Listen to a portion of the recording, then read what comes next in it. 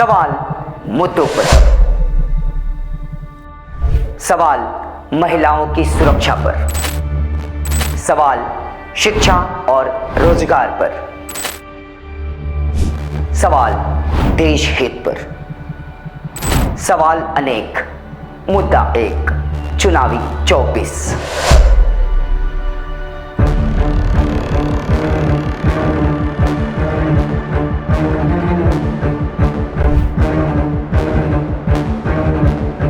बंगाल का एक ही मुद्दा है, विकास। हाँ, विकास होना चाहिए।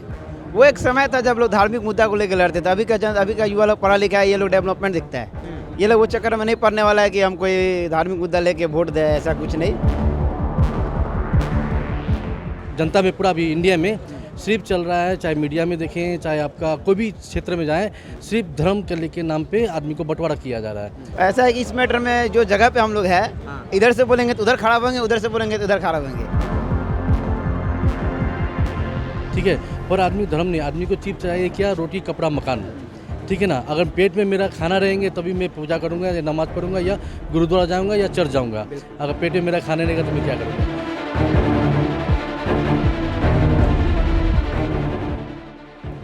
रास्ता, नौकरी, शिक्षा के क्षेत्र में हो या स्वास्थ्य के क्षेत्र में हो, हाँ, तो बेरोजगारी के क्षेत्र में हो, तो ये जो गवर्नमेंट इस पे काम करेगा तो वो ये गवर्नमेंट रहेगी।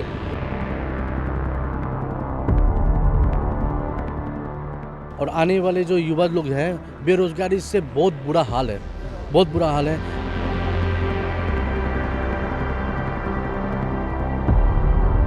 हम तृणमूल को चाहेंगे। दीदी हाथ जिंदाबाद। बस।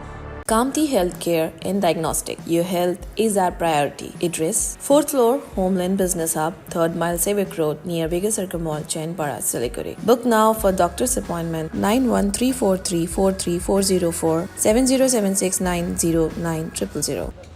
नमस्कार, मैं शेषनाथ सहयोगी गौरव के साथ स्वागत करता हूं आप सभी का द न्यूज़ बॉक्स में। स्वागत है आप सभी का चुनावी 24 के इस खास एपिसोड में। इस समय मौजूद है गुरुंग बस्ती में। एक नुक्कड़ है, दरअसल एक चाय की दुकान है और वहाँ पे काफ़ी लोगों की भीड़ है। चुनावी 24 एक ऐसा एपिसोड, एक ऐसा कार्यक्रम जब हम आपको रूबरू करवाते हैं आप ही लोगों से, यानी आम जनता से। और इस लोकसभा वाले साल में, वर्ष में लोग क्या सोचते हैं, ऊँट किस ओर करवट पलटने वाला है, माहौल क्या है, इन तमाम मुद्दों पर आम जनता की राय क्या है, आम लोग सोचते क्या है, उन्हीं से बात करने की कोशिश करते हैं। और इस क्रम में हम यहाँ मौजूद हैं। एक सज्जन है, क्या नाम है आपका? मेरा नाम पप्पू यादव है। अच्छा पप्पू जी, ये बताइए कि लोकसभा चुनाव का ये साल है, ये वर्ष है, लगातार कहीं ना कहीं उठक पटक चल रही है। अलग अलग पॉलिटिकल पार्टियों की तरफ से दीवार लेखन का कार्य शुरू हो चुका है, सभाएं हो रही हैं। हालांकि चुनावी तारीखों का आधिकारिक ऐलान अभी तक नहीं हुआ है। आपको क्या लगता है, सिलीगुड़ी का बासिंदा होने के नाते, इस एरिया होने के नाते, क्या लगता है इस बार लोकसभा चुनाव में क्या हो सकता है? इसमें तो हम लोग ज़्यादा कुछ नहीं बोलेंगे। हाँ, और पब्लिक अभी का जो पब्लिक है पढ़ा लिखा है, वो लोग समझती है देश के लिए क्या अच्छा होगा, वार्ड के लिए क्या अच्छा होगा, हमारे राज्य के लिए क्या अच्छा होगा, उसी हिसाब से चलता है। अच्छा पप्पू जी, खास बात यह है कि चूंकि आप युवा भी दिख रहे हैं, मुद्दा क्या होगा? आप जब वोट करते समय आप जाएंगे, आपके लिए कौन सी बातें अहमियत रखेंगी?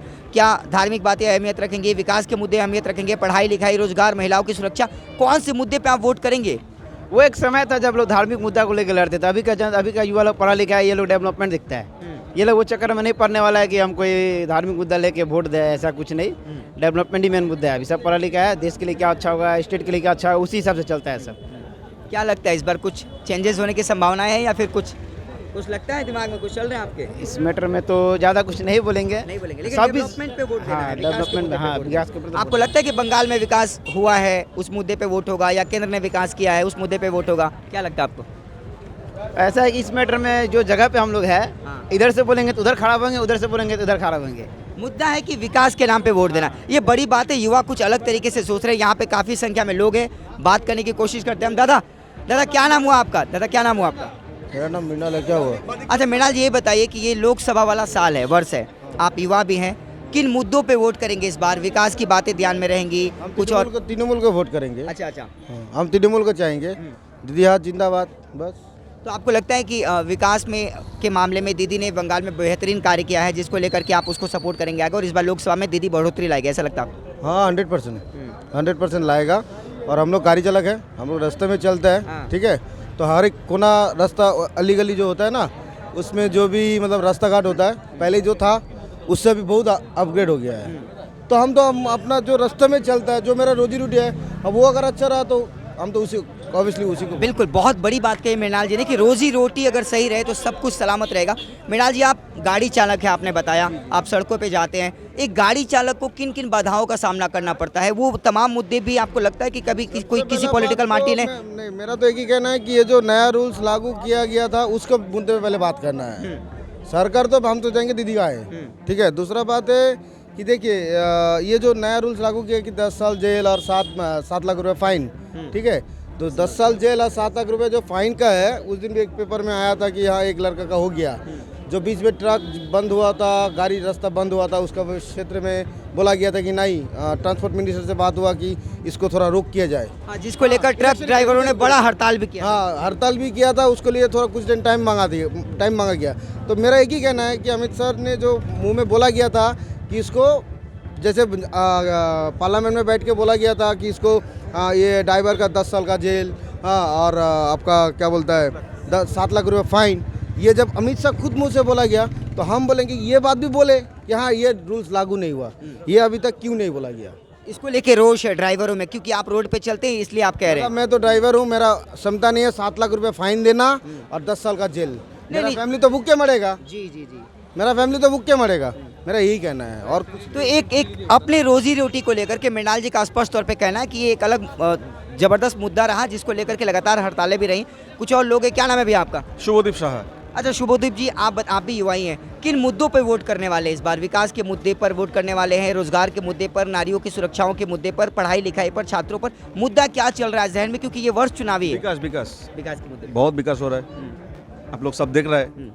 और ममता बनर्जी जिंदाबाद, टीएमसी जिंदाबाद, INTTC जिंदाबाद। हम लोग विकास का साथ है। हम भी गाड़ी का बिजनेस करते हैं, मेरा भी गाड़ी के काम है। तो गाड़ी का ऊपर अभी मीनाल भाई ने बोला हम लोगों को, जो नियम लागू हुआ, ये तो होना नहीं चाहिए था, क्योंकि जो गाड़ी वाला काम करके खाता है जी जी, ये तो उसका पास 7 लाख रहेगा तो गाड़ी नहीं चलाएगा ना कोई जाके, वो तो अपना दुकान खोल के बैठेगा।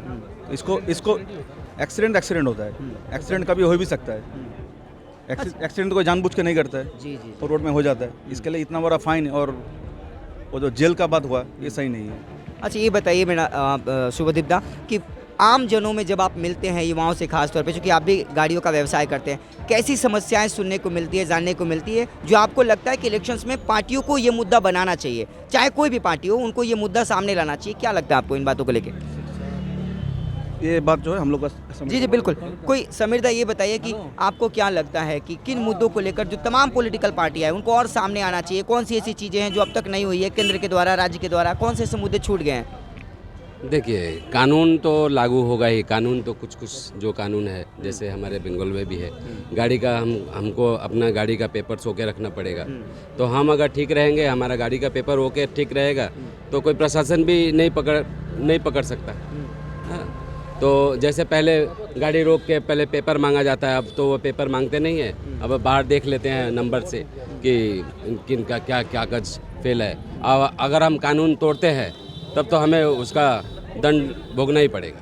हाँ, तो हमारा भी फर्ज बनता है कि हम कानून को माने, हम देश के नागरिक के हिसाब से कानून को माने, हमारे देश के संविधान को मान के चले। अगर कोई संविधान नहीं मानता, अगर कानून नहीं मानता है, तो उसको तो वो तो दंड का भागी है। नहीं, निश्चित तौर पे संविधान से ऊपर कुछ भी नहीं है, संविधान हमारे लिए सब कुछ है। समीरदा, आप भी युवा को प्रतिनिधित्व कर रहे हैं, युवाओं के साथ है। मुद्दा क्या बन सकता है इस बार की लोकसभा चुनाव के मद्देनजर? बंगाल में सबसे अधिक बड़ा मुद्दा क्या बन सकता है, ये बताइए। बंगाल का एक ही मुद्दा है, विकास। हाँ, विकास होना चाहिए। रास्ता, नौकरी, शिक्षा के क्षेत्र में हो या स्वास्थ्य के क्षेत्र में हो, हाँ, तो बेरोजगारी के क्षेत्र में हो, तो ये जो गवर्नमेंट इस पे काम करेगा तो वो ये गवर्नमेंट रहेगी। और रही बात दूसरे अपोजिशन पार्टी के कि धर्म के नाम पे, जात के नाम पे तो वोट मिलने वाला नहीं है किसी को। कि अभी युवा पीढ़ी जो है हमारे एडुकेटेड है, हाँ, शिक्षित है, तो वो शिक्षित लोग चाहेंगे कि विकास हो हमारा। तो विकास के नाम ही इस बार का भी वोट जाएगा लोकसभा। तो विकास के नाम पर ही इस बार लोकसभा चुनाव में वोट करेंगे युवा, खुल करके बोल रहे हैं कि किसी भी तरीके का कोई भी धार्मिक मुद्दा काम आने वाला नहीं है। भारी तादाद में यहाँ पे युवा है, कुछ और सज्जन है बात कर। क्या नाम हुआ सर आपका? इमामुल।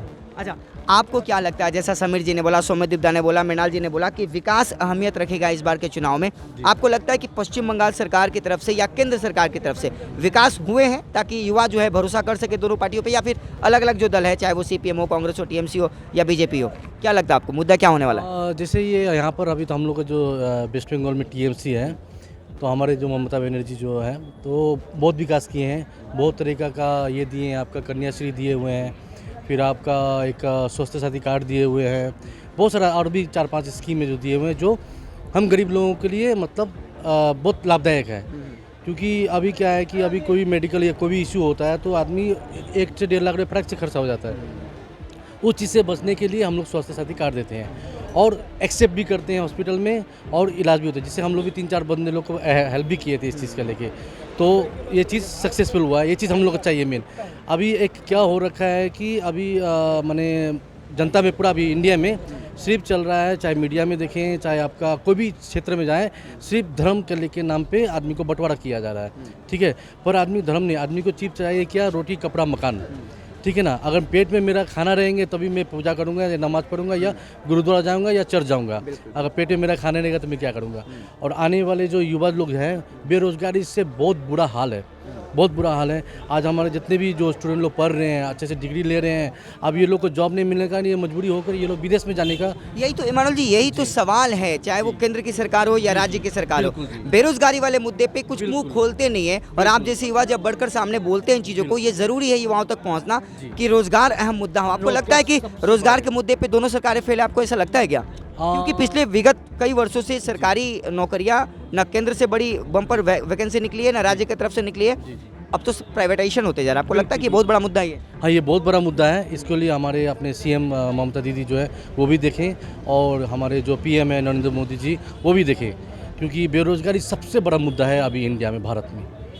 ये चीज़ सबसे इम्पोर्टेंट चीज़ है, इसी चीज़ पे हम लोग को देखना है। बेहतरीन बात की इस भाई साहब ने एक बहुत ही नेक संदेश देने का भी कोशिश किया। जब एक भूखे आदमी से पूछेंगे ना आप कि भैया हिंदू हो या मुसलमान हो, वो कहेगा भूखा हूँ साहब। धर्म के नाम पे तो वोट होना ही नहीं चाहिए। लेकिन एक बेहतरीन बात निकल कर ये आ रही है कि विकास अहम मुद्दा बनाया जा रहा है। देखिए यहाँ पे चाय वाले भैया हैं, चाय बनाते हैं, तमाम लोगों को चाय पिलाते हैं और यहाँ पे लगातार लोग आते हैं और बातें करते हैं। एक अंकल भी है, अंकल से बात करने की कोशिश करते हैं। अंकल जी नमस्कार, क्या नाम है आपका? भरत चुबे। जी भरत चुबे। अच्छा चौबे जी।